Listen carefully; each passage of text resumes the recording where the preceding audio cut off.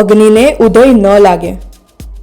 આ કહેવતનો સીધો અર્થ એ થાય છે કે જે પોતે જ પ્રચંડ શક્તિશાળી, શુદ્ધ અને તેજસ્વી હોય તેને નાની મોટી મુશ્કેલીઓ, ટીકાઓ કે અવરોધો નુકસાન પહોંચાડી શકતા નથી.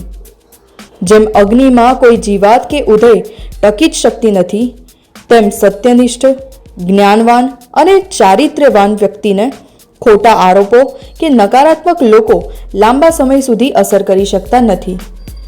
આ કહેવત આપણને શીખવે છે કે પોતાની અંદર એવું વ્યક્તિત્વ વિકસાવવું કે નકારાત્મકતા આપણી સામે ટકી જ ન શકે.